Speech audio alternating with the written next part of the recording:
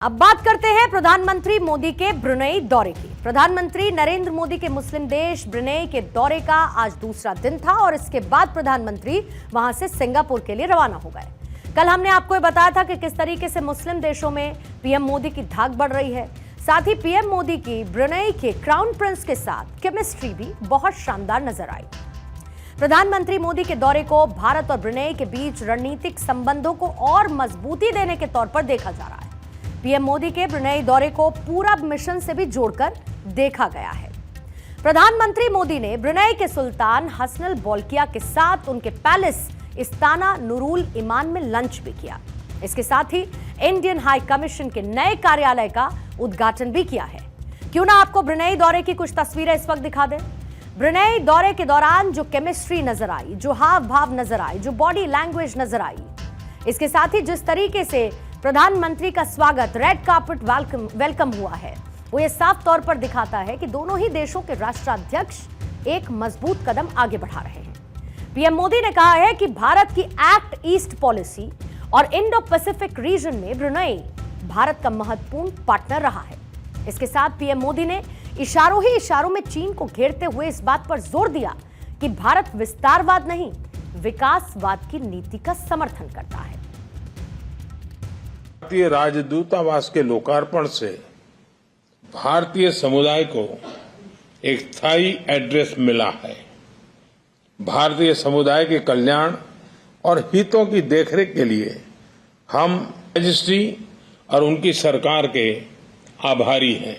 साथियों, भारत की act east policy और इंडो पैसिफिक विजन में ब्रुनेई का महत्वपूर्ण साझेदार रहा है। भारत हमेशा आसियान सेंट्रलिटी को प्राथमिकता देता आया है और आगे भी देता रहेगा। हम अनक्लोज जैसे अंतर्राष्ट्रीय कानूनों के तहत फ्रीडम ऑफ नेविगेशन और ओवरफ्लाइट्स का समर्थन करते हैं। तो अगर सही मायनों में आप समझेंगे तो प्रधानमंत्री मोदी के ब्रुनेई दौरे का मकसद चीन को काउंटर करना है। आइए आपको कुछ तस्वीरें दिखाती हूं, या फिर ठीक तरीके से कहूं तो आपको एक मैप दिखा देती हूं मैं। ये जो है भारत का किस तरीके से ब्रुनेई के साथ जो एक कूटनीतिक दाव भारत का है, आप इसको ग्राफिक्स के जरिए समझिए, क्योंकि ये जो इस वक्त आपको ग्राफिक नजर आएगा इसमें आपको कुछ कंट्रीज नजर आएंगी, उसको बहुत ध्यान से समझने की जरूरत है। अब आपको ये जो बीच में नीला समंदर नजर आ रहा है, ये नीला समंदर जो है, ये जो इसका हिस्सा है वो साउथ चाइना सी का है। ये जो पोर्शन है वो साउथ चाइना सी का पोर्शन है। अब इसके नीचे के हिस्से की तरफ आपको क्या नजर आएगा? ब्रुनेई। ब्रुनेई जहां पर प्रधानमंत्री मोदी पहुंचे। अब इसके टॉप पर चले जाइए तो आपको साउथ चाइना सी से ऊपर की तरफ नजर आएगा फिलीपींस। फिलीपींस के साथ आपको क्या नजर आएगा? ये ताइवान। ताइवान और चीन। चीन का ताइवान पर अधिकार बार बार जताना किसी से छिपा नहीं है। और यहां पर है चीन, यानी कि चीन आ गया सेंटर पॉइंट में। साउथ चाइना सी वो जगह जहां पर चीन अपना वर्चस्व बार बार मजबूत करते हुए दिखाने की कोशिश करता है। इधर है ब्रुनेई, इसके ठीक साउथ चाइना सी के ऊपर फिलीपींस, और इधर है ताइवान। अब जो दोनों ही तरफ हैं, यानी कि इस साउथ चाइना सी के ऊपर की तरफ ब्रुनेई के इधर नीचे, और यहां पर आपको इंडोनेशिया नजर आएगा। दोनों ही तरफ एक लंबे वक्त से तनाव की स्थिति बनी हुई है। अब आपको इसकी महत्ता भी समझनी पड़ेगी, न सिर्फ इस मैप को देखना बल्कि इसकी स्ट्रैटेजिक इंपॉर्टेंस, इसकी डिप्लोमेटिक इंपॉर्टेंस क्या है। जो ब्रुनेई की उत्तरी सीमा है साउथ चाइना सी से लगती है। ये जो पोर्शन है वो साउथ चाइना सी को जोड़ता है।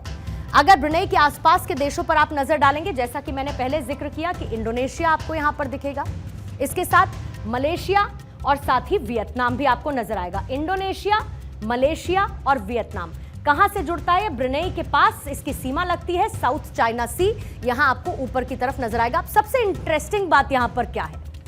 चीन का किस किस से विवाद है और भारत किन देशों के साथ साझेदार है?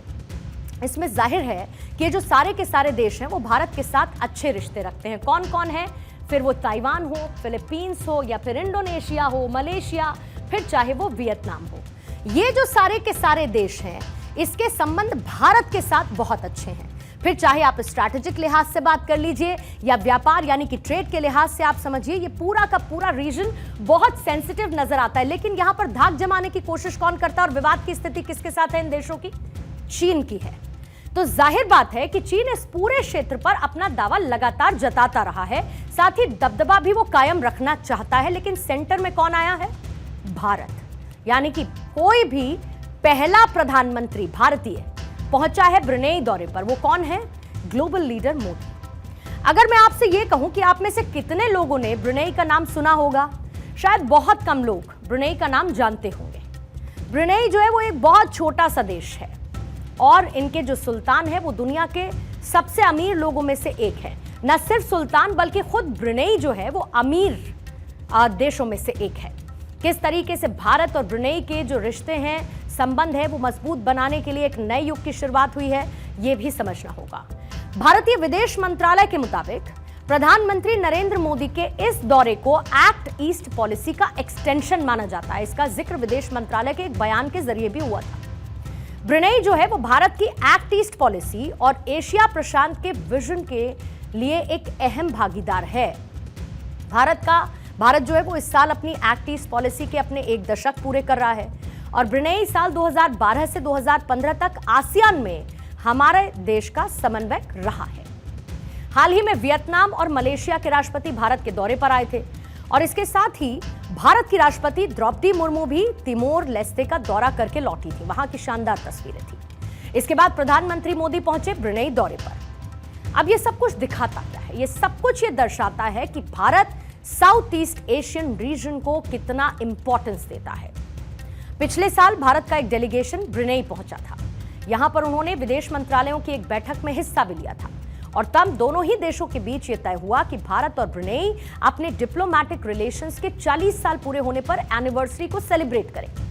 इसी वजह से प्रधानमंत्री नरेंद्र मोदी ब्रुनेई के दौरे पर पहुंचे। अब एक और सवाल है। सवाल ये कि शरिया कानून का पालन करने वाला छोटा सा ब्रुनेई देश भारत के लिए इंपॉर्टेंट क्यों है? यह भी आप समझिए। प्रधानमंत्री मोदी ने कहा है कि भारत ब्रुनेई के साथ आर्थिक, वैज्ञानिक, रणनीतिक इन तमाम क्षेत्रों में अपनी पार्टनरशिप को मजबूत करने के लिए प्रतिबद्ध है। दोनों ही देशों की कनेक्टिविटी को बढ़ाने के लिए जल्द ही डायरेक्ट फ्लाइट भी शुरू की जाएगी। फिर चेन्नई से बंदरसेरी के लिए सीधी उड़ान को लेकर एक अहम समझौता भी हुआ है। साथ ही कृषि, उद्योग और स्वास्थ्य के साथ साथ टेक्नोलॉजी और साथ ही साइबर टेक्नोलॉजी पर भी बल देने को लेकर फैसला किया गया। एनर्जी, खासतौर पर रिन्यूएबल एनर्जी, इस क्षेत्र में भी आगे बढ़ने के लिए मंथन हुआ है। डिफेंस सेक्टर में सहयोग, जिसको बढ़ाने पर दोनों देशों के बीच विचार किया जा रहा है। अब इसके साथ ही इस्लामिक देश ब्रुनेई जहां पर पहुंचे प्रधानमंत्री मोदी, वो डिफेंस, ट्रेड, एनर्जी, साथ ही स्पेस टेक्नोलॉजी जैसी 4 अहम वजहों के लिहाज से भारत के लिए इंपॉर्टेंट हो जाता है।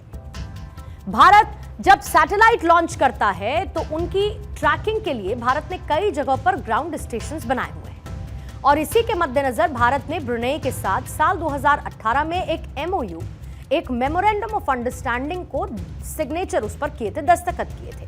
इसे cooperation in elementary tracking and command station for satellite नाम दिया गया था।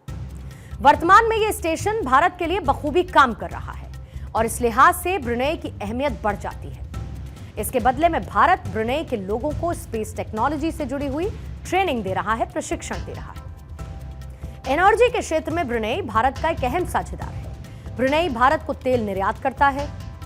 अगर आप ऐसे देखेंगे कि भारत इस पार्टनरशिप को आगे बढ़ाते हुए ब्रुनेई के साथ एक joint working group on defence की स्थापना भी करने वाला है। आपके लिए यह भी जानना जरूरी है कि 1929 में ब्रुनेई के सैरिया इलाके में तेल की खोज हुई थी। ब्रुनेई में तेल का पहला कुआं ब्रिटिश मलायन पेट्रोलिंग कंपनी ने खोदा था, जिसे सैरिया 1 नाम दिया गया था। इस कुएं को अब रॉयल डच शेल के नाम से भी जाना जाता है। तेल की खोज ने ब्रुनेई को एक महत्वपूर्ण तेल उत्पादक देश के तौर पर पहचान दिलाई। तेल और प्राकृतिक गैस का उत्पादन देश की अर्थव्यवस्था की रीढ़ माना जाता है और ब्रुनेई की कुल GDP 1668.15 करोड़ अमेरिकी डॉलर है। इसका आधे से अधिक हिस्सा तेल और गैस बेचने से आता है। देश की अर्थव्यवस्था मजबूत होने से यहां पर शिक्षा और स्वास्थ्य सुविधाएं मुफ्त में मिलती हैं। ब्रुनेई ने तेल में होने वाली कमाई को अलग अलग सेक्टर्स में इन्वेस्ट किया है और इससे उनकी अर्थव्यवस्था सिर्फ तेल पर निर्भर नहीं रह गई है। हालांकि अभी भी अर्थव्यवस्था का एक बड़ा हिस्सा तेल से ही आता है और ये दोनों देशों के लिए मजबूती का एक महत्वपूर्ण आधार बन सकता है, जिसे प्रधानमंत्री के इस ब्रुनेई दौरे से जोड़कर देखा जा रहा है।